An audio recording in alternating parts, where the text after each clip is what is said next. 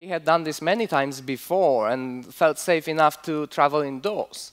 While he was searching through a cabinet, he was spotted.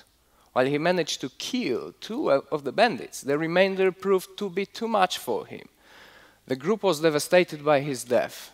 They never really recovered. A little over 2 weeks later, the siege had been lifted. The group had survived and all went back to try to pick up where they left off before the war.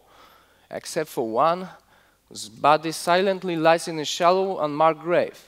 Rest in peace, Marco. You will be missed. My name is Kacper Kwiatkowski, and I am one of the designers and writers of This War of Mine, a game released last year by 11-bit Studios. What I've just read to you was a Steam review of the game. This story was a literal description of the events the user called Risky Brightness experienced while he was playing. But this story was not something we designed at 11-bit Studios.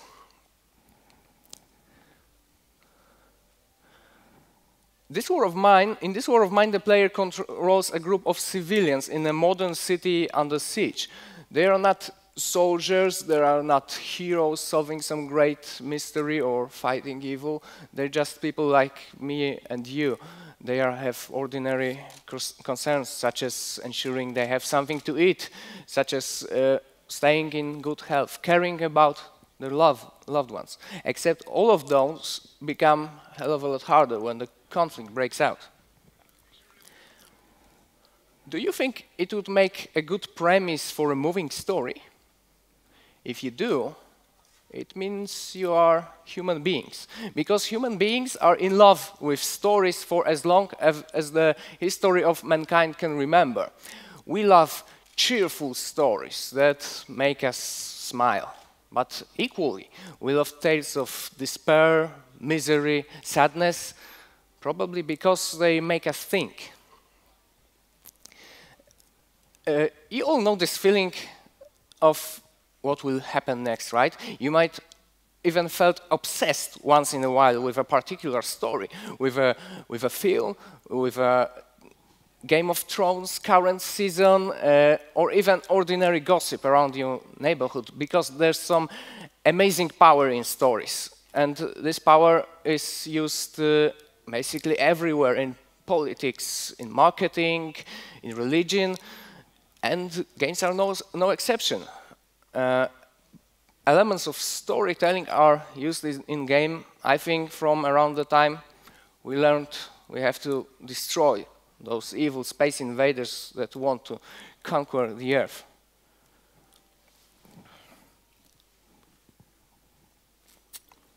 However, during the development of This War of Mine, we didn't consider it to be a story-driven game. Only after it had been released, I started thinking about a different interpretation of this term. It was because something I noticed in a large portion of reactions to the game. Among them were stories. The players and the reviewers, while describing the experiences of the game, were telling stories, dozens of stories that we didn't create at 11-bit Studios. We didn't write any script, we didn't write those dialogues, and nor did we hire actors to act the dialogues, because as a matter of fact, we barely had any dialogue, not in a typical form, in This War of Mine. Until recently, I had a very simple understanding of a story-driven game. Oh, sorry for that. Those are the stories I meant. But back to story-driven games.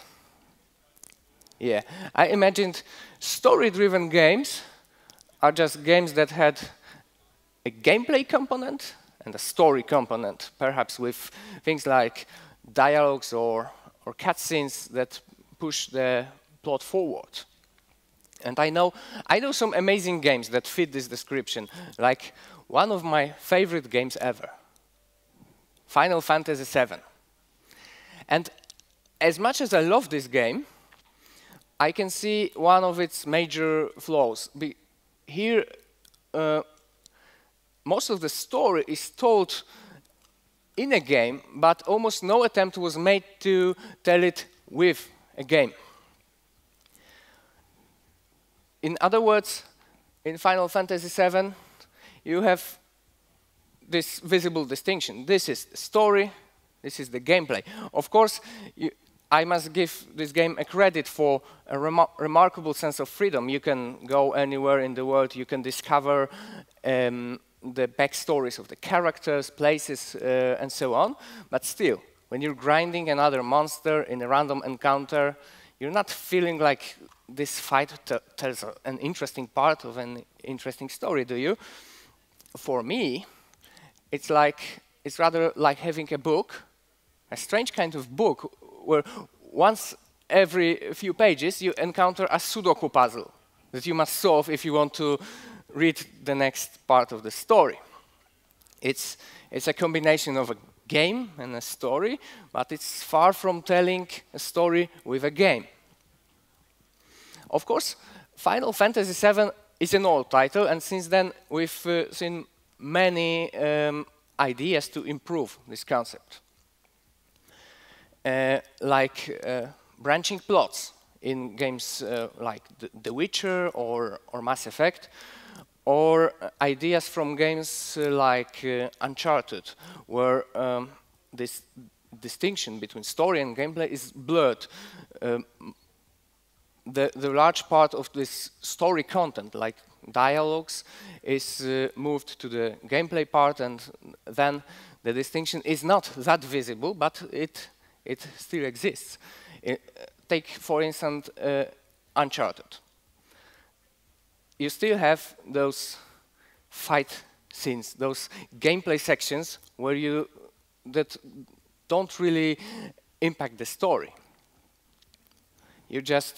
It doesn't matter if you just shot this guy. If you shot your enemy number 500, it's irrelevant to the story.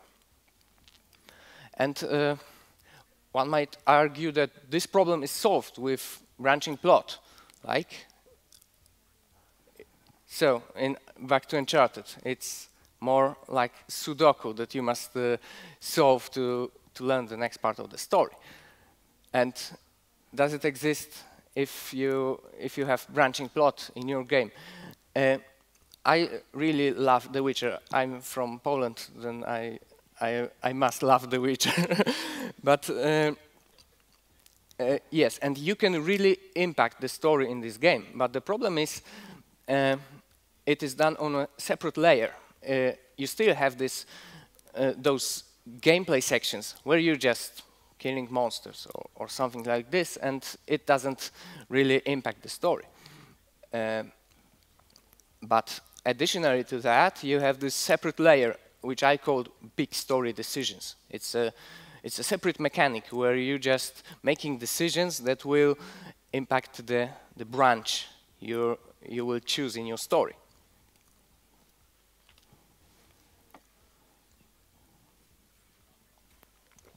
But the biggest sin in this traditional model of a story-driven game, in my opinion, is when the story and the gameplay doesn't really like each other. You probably heard this term, ludonarrative dissonance. Have you? So in short, it means that, back to Uncharted. I am using Uncharted as an example because I love this game, but it has its problems. In Uncharted series, you have this guy, which who I called Story Drake. Story Drake is a nice guy. He's a witty adventurer, good at cracking jokes. But in gameplay parts, you meet Gameplay Drake. Gameplay Drake is a maniac. He's a remorseless killing machine, good at cracking other people's skulls. And I'm sure you know this problem where you have gameplay, the gameplay part and the story part, which are like developed by different teams, brought together the last month of the development to quickly stitch together the work. When working on this war of mine, we couldn't afford having such problems. In our vision, we wanted the player to be fully invested emotionally, and we didn't want to distract him by constantly switching between gameplay and story, not to mention the risk of discrepancies. We were so far from this typical model of a story-driven game that in our discussions, we weren't even explicitly addressing story. We weren't talking about story. Instead, we focused on things such as emotions, credibility, and consistency as driving forces for our game. And from a wide variety of story-related tools, we decided to focus on one particular thing, having a strong theme. And it is a theme that couldn't be easily supported by having a predefined, pre-written plot, or cutscenes, or dialogues, because it's a theme that lies within the player. It is a question to the player. What would you do if it really happened? Not some character from the world of the game. You, the player. What's your decision? So, ultimately, instead of looking for some sophisticated recipe for a story-driven game, we decided to base the experience on the most obvious, most fundamental property that makes game the game. It's about making decisions. And I don't mean those big story choices. I mean most basic, minute-to-minute, second-to-second gameplay decisions. That's why it's hard to call this war of mine a story-driven game. From the beginning, it was designed as a gameplay-driven game, but with gameplay that was meant to simply make sense. Gameplay that was meant to make sense in the context of the theme, of the mood, and the setting of the game. We were relying on mechanics that were symbolizing the real issues of the situation we portrayed, and that were meant to evoke real emotions related to this situation. It turned out that the result was a game where the player could experience hundreds of thought-provoking, engaging stories, like the one I read to you. And those are the stories that aren't just told in a game, but with a game. In my opinion, the game industry was so busy chasing this so-called movie-like experience that it forgot what it had at its disposal since the very beginning of the medium. Because games were always about decisions, long before the rise of those moral choices, branching plot lines, or multiple endings. Whether you move or left or right, whether you hit or block, cast a lighting spell or a fireball, those are decisions you make as a player, but in fact, in most games, those decisions are virtually meaningless to the narrative. And why not do things a bit differently? Why not use those decisions to fuel our stories? And those would be stories that couldn't be achieved in movies. Those would be stories that work on their own terms and are reaching emotions that are not available for movies or other non-interactive media.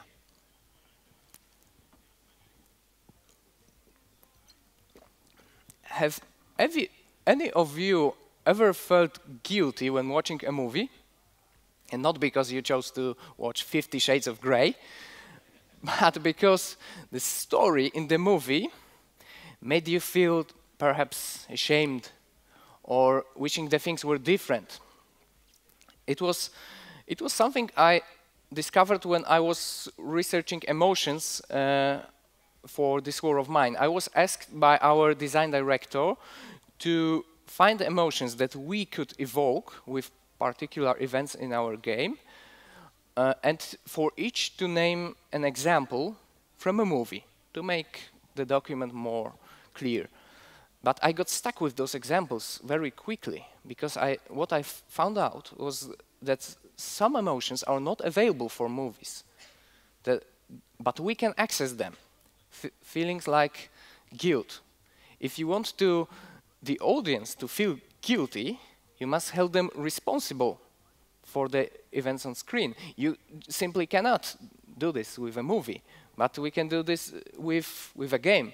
It's your decision if you steal the food or not, and if you will feel guilty or not. You see, the tools were always there. We just need to learn how to make better use of them. And this will probably require breaking some old habits. You won't be able to just take any old gameplay scheme and turn it into a narrative experience full of meaningful decisions. You might have to invent some mechanics from ground up, having the narrative aspect of the game in mind since the very beginning.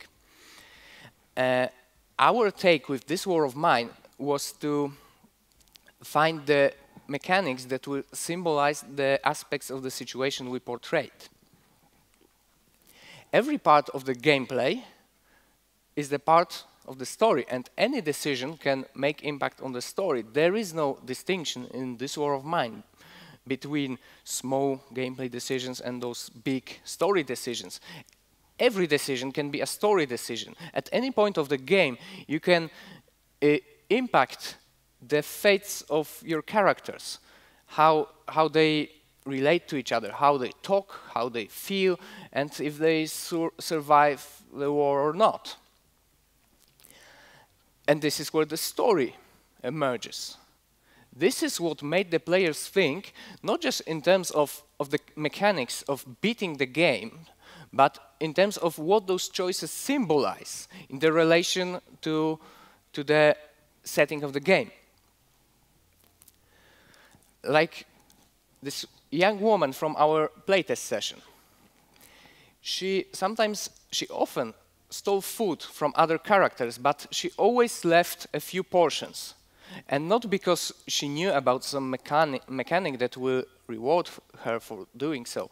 We believe she did so because it simply made her feel a little bit better in the world of the game. But feeling a little bit worse can also be interesting, right? You probably can name a book which you read and which was really depressing. Something really bad happened. But still, you will say that it was a really great book. I perhaps not enjoyed this book, but it was engaging. I liked this book. Meanwhile, in games, negative emotions, there's a problem with negative emotions in games. Take, for instance, failure, death of the main character. If there's such a situation in a book, it's usually a huge climactic moment, maybe even the very ending of the book, and there's a huge build-up, you're sweating, you're biting your fingernails. What will happen in this book? You may even cry when this happens. Meanwhile, in games, we have something like this. An enemy number 501 managed to reduce Drake's health bar to 0. His body is hitting the floor, often in some very awkward manner. And you must go back to the last checkpoint. There's no other way. It's not nearly a huge climactic moment. It's rather a situation where your book just falls down and you're cursing while looking for the page you were. I think the games are too open-handed when dealing with failure. Often, killing the main character is just a conventional way of saying, you, the player, made some minor mistake. I was watching a stream by the guy called Indy of this war of mine when I understood what we managed to do on this particular field. This guy wasn't doing very well. In fact, he let most of the characters die, including poor Katya. and there was only one person left alive, one man, who was, thanks to the underlying mechanics of the game, he was struggling with depression, a few days depression. After that, this man, alone in the city town by war, he took his life. And this event left the guy streaming the game speechless for a brief moment. He couldn't say anything to his audience. Then I understood that it might be the most interesting moment in his playthrough, this unusual way of failing in a game. Because this failure wasn't just a mere punishment for the player's mistake. It wasn't just, you made a mistake, you need to go back to the last checkpoint or the beginning of the game, doesn't matter. It was a strong finale of the story, and of the story that emerged from the decisions the player, this guy streaming the game, made. It was his story. How we handle failure is one of the conventions that we, the game developers, are used to, and we include them in our games by default, with little consideration about their place in the narrative. Other example is the language. Games develop this unique kind of meta-narration, this strange language that usually speaks directly to the player and uses terminology that is mostly only used in games. I mean things like, would you like to save your game? Press space to continue. Area of effect, DPS, experience points. Really, what are experience points in my story? Did they have those in Middle-earth? The worst we can do, in my opinion, is just to assume that this is how the games are made. This is how we do stuff. It couldn't be done any other way. But maybe we could try to integrate all those additional labels, explanations, tutorials in the proper story of our games. We did some attempts with This War of Mine. For start, we didn't want any of those strange gaming terms to be present in our game. So we did a simple thing. We found terms that were clear enough, but were related to the story of the game. All the writing in the game was part of the story. So, an example, crafting in our game became simply making. You're making stuff in your workshop. Inventory. No one has inventory in their house. You have some things in your house. That's how people talk. So, in This War of Mine, it was inventory mechanically, but we called it our things to be consistent with the story of the game. New game, another example. Also, in This War of Mine, you rarely encounter situations where the game is talking to the player. Rather, we try to write all those texts in a way that could be written by a character, or thought by a character, or spoke by a character. Things like item descriptions, even some GUI labels are written like something a character could, for example, write in his notebook. And those are very tiny little details. They didn't require a lot of work, but I think they greatly contributed to the overall effect of the game's narrative.